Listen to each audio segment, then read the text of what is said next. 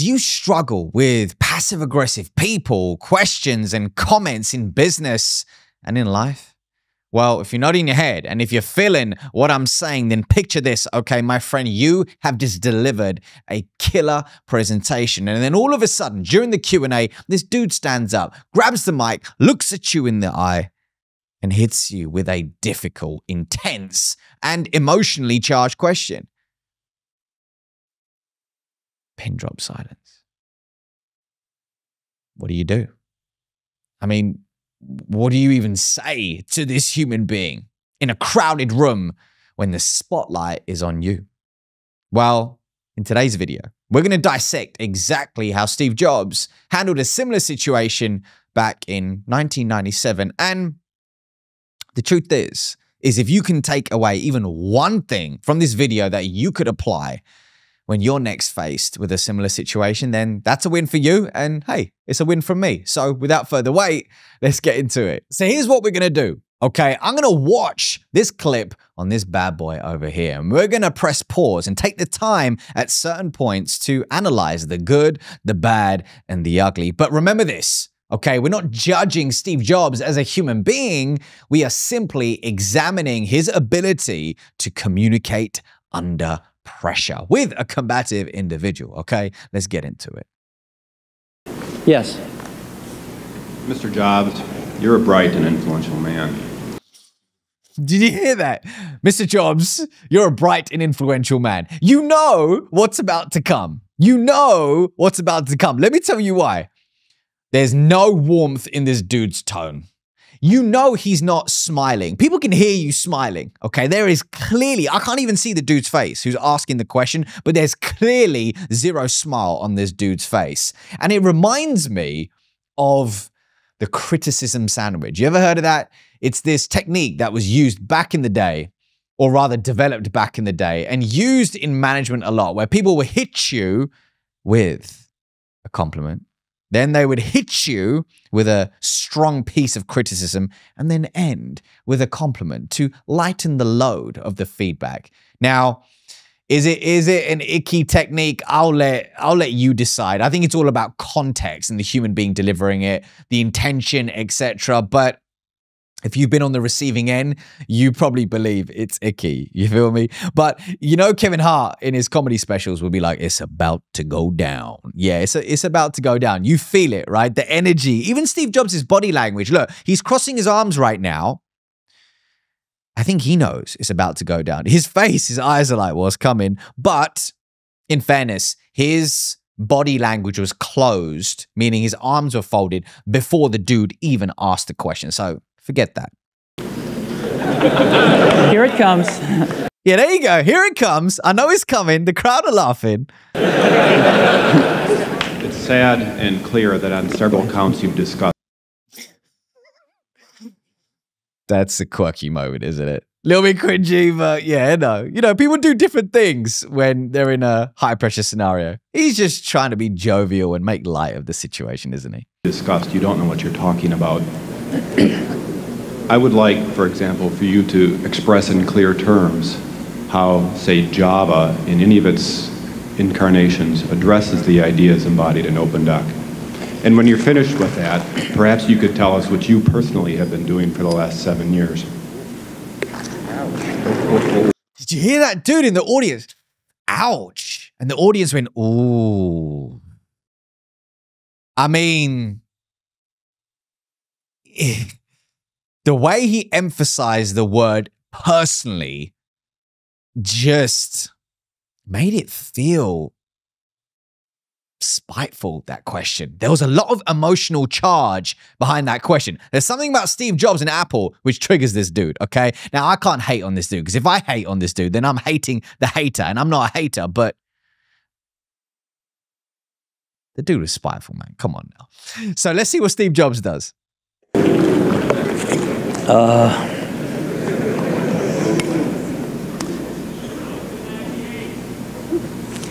You know, interesting. He takes a sip of his water bottle, uses it as a prop to buy himself some time. He's like, well, this is unexpected. But what's interesting, he's not reactive. He's not instantly trying to discredit this human being, shut him down. He's taking a few moments, and he's doing that through an effective pause, giving himself time to formulate a response, hopefully a meaningful response, but also the audience to absorb what just happened. Smart. Smart. Some people would say,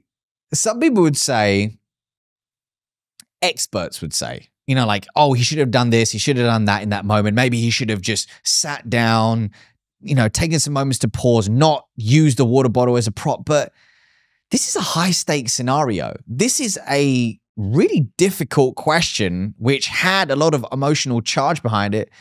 Give the dude a break, man. You can please some of the people some of the time, but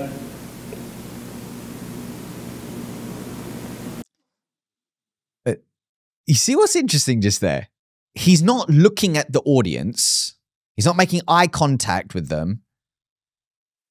And he stops himself from completing that quote. And that quote is something along the lines of, you can please some of the people some of the time, half the people half the time, all of the people none of the time. I don't know what it is, but you know what I'm saying. He's basically saying you can't please everybody. But he was about to finish it, but stopped himself because he realized that this is a beautiful opportunity. If he stoops down to this dude's level, then he's just as bad as him. I'm not going to do that. I'm going to rise above it. He stops himself.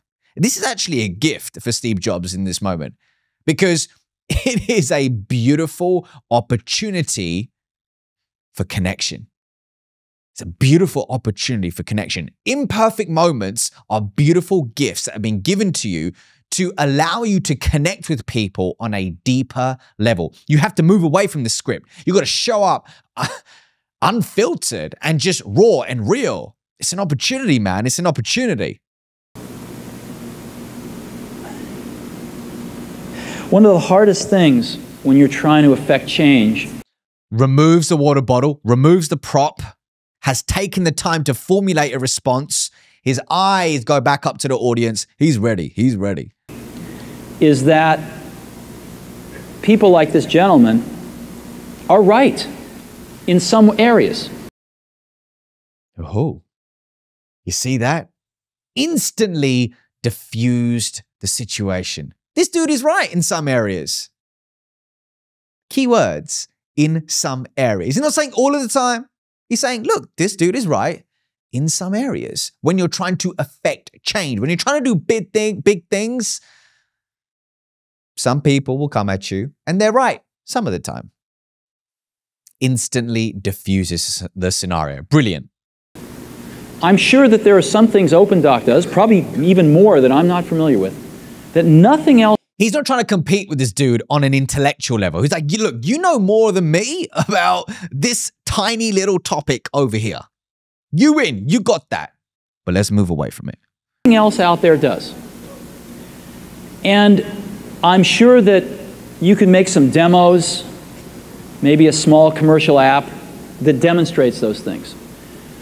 The hardest thing is, how does that fit in to a... The hardest thing is, you see the emphasis there. Emphasis can shift everything, meaning the words that you emphasize can shift the meaning of what you're saying, the statement, and the trajectory of the conversation. To a cohesive, larger vision that's going to allow you to... Oh, did you see that? The cohesive, larger vision. Imagine if he said the cohesive, larger vision. There would be a complete disconnect. He's using his hands so masterfully here to convey his message, to support his message and increase its impact. Cohesive, larger vision. Ensure your hands are supporting the word you're saying, not discrediting them.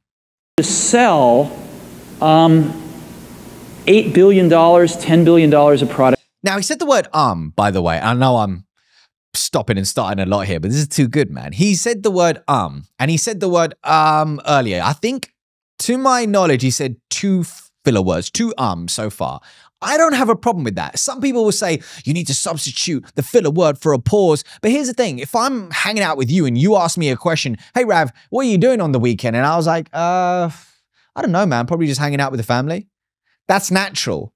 But when I say, I don't know, man, probably just hanging out with the family. It's like, okay, dude, are you lying? The frequency of the ums is high and the space between them is really short. The gap between them is short. That breeds uncertainty. Jobs isn't doing that. He's in the heat of it, man. Give him a break. He can use a filler word here and there, but he's not communicating in a way, in my perspective, that is showcasing nerves or in a way that's creating uncertainty around the conviction of what he's saying. Product a year. And one of the things I've always found is that... See that guy leaning in? That dude on the right there, just leaning in. People are hanging on his every word, man. You've got to start with the customer experience and work backwards to the technology. You can't start with the technology and try to figure out where you're going to try to sell it. And I've made this mistake probably more than anybody else in this room. Ooh, that's powerful right there. And let me tell you why. He's not telling you that his core value is customer centricity. He's showing you through his message. He's not telling you that he cares about the customer and the experience. He's showing you through his message. It's powerful. And also he's saying, look, I've made this mistake tons of times. I'm work in progress. I'm a human being just like you. Once again, showing up imperfect in the moment to spark a connection with everybody in the room. If he tried to show up like a superhero in this moment, instant disconnect. Instant disconnect. It would have shown that, this dude's kind of getting a bit defensive here. He's showing up vulnerable. Woo! Powerful, man. Vulnerability in the right context is powerful, man. It's powerful. He's doing it well here. And I've got the scar tissue to prove it. And I know that it's the case. And as we have tried to come up with a strategy and a vision for Apple, it started with what incredible benefits can we give to the customer? Where can we take the customer? The vision, the customer. What is he saying? The customer. How many times has he repeated that? Not starting. I need to take you back for a second. Let's listen to that again, all right? Customer. Actually, let's go a bit further back. Incredible benefits can we give to the customer? Where can we take the customer? Incredible benefits to the customer. Where can we take the customer? What does he care about? The customer. But he's not once said we care about the customer. He's showing you through his story here. Not starting with, let's sit down with the engineers and figure out what awesome technology we have, and then how are we going to market.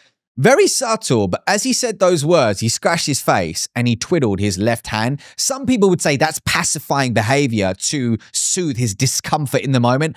I don't think so. I don't think so. I would say he's well trained. He's been there before. Is he facing a difficult situation? And I mean, yeah. And is he going to show some form of behaviors which are going to show discomfort? Yes, but he's not constantly scratching his face. He's not constantly twiddling his hands. Once again, this so far looks like an isolated moment. Market that. Quite a few arms coming through. Okay, now I've heard two in quite quick succession. And I think that's the right path. I think that's the right path. Here's what I would have Jobs think about in this moment is, instead of saying, I think this is the right path, I believe this is the right path. You see the difference between the two? I think is like, I think this is the right path. It's diminishing. It's diminishing the impact of his message. I believe this is the right path. There is conviction behind that. And people want to get behind people that believe in something. Why? Because most people don't know what they believe in, right? To take. I remember Another with the laser writer, we built the world's first small laser printers, you know. And there was awesome technology in that box. We had the first Canon cheap laser printing engine in the world, in the United States here at Apple. We had a very wonderful printer controller that we designed. We had Adobe's PostScript software in there. We had Apple Talk in there. Just awesome technology in the box. And I remember seeing the first printout come out of it and just picking it up. I remember seeing the first printout coming out of it. And I remember he's now going to explain him holding the product. Visual storytelling. Vivid. He's painting a vivid picture right now. He's great at nonverbal communication, isn't he? He's great. And looking at it and thinking, you know, we can sell this.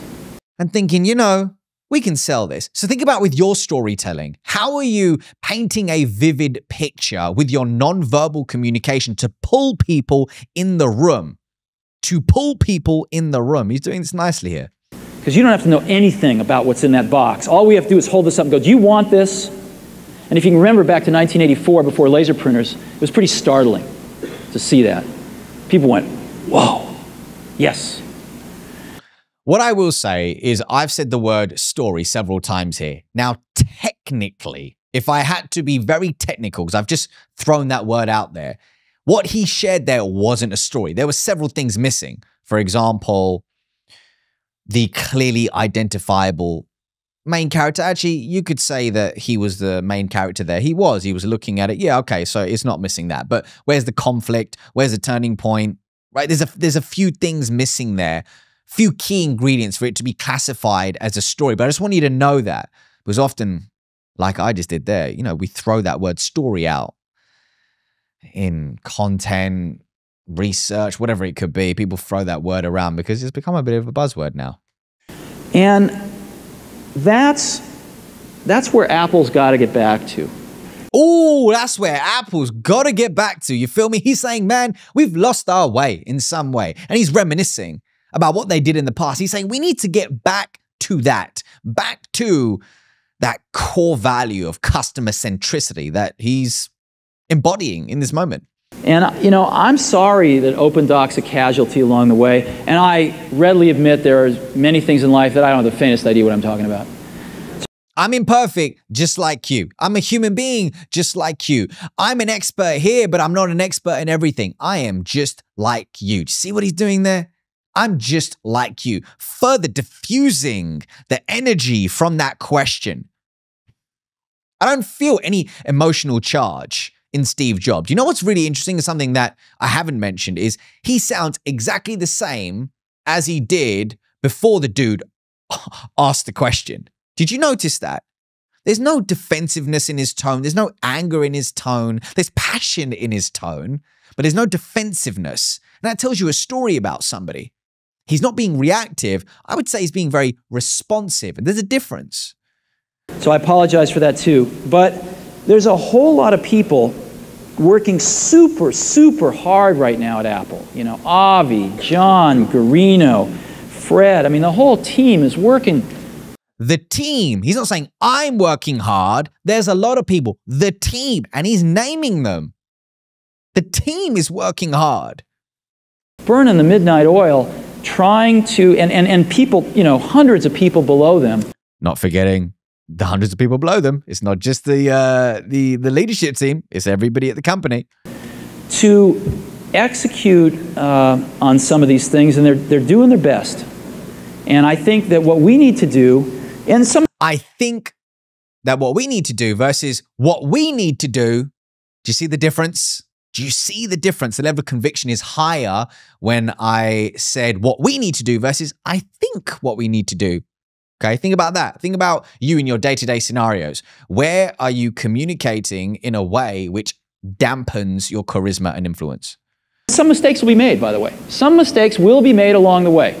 That's good, because at least some decisions are being made along the way. And we'll find the mistakes, we'll fix them. And I think what we need to do... Aha! Look at that. The crowd loved that. You see that?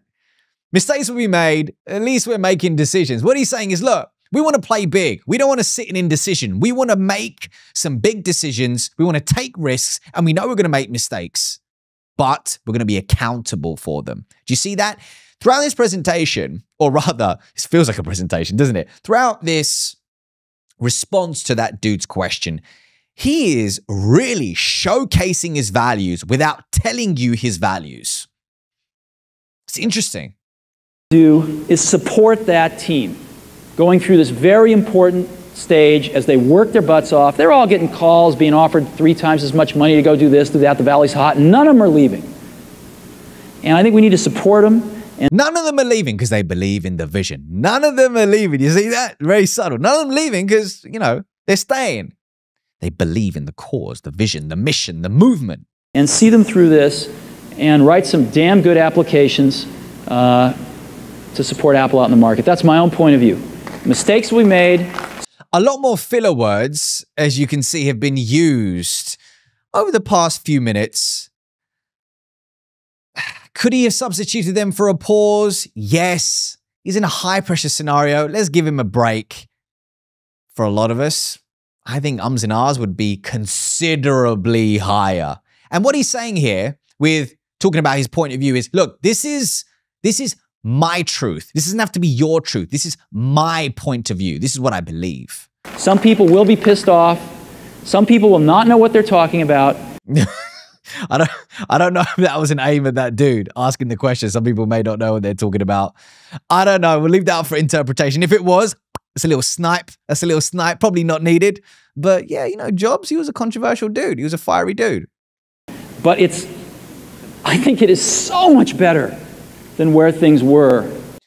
I think it is so much better than where things were versus I know it is so much better. Do you see that again? Not very long ago.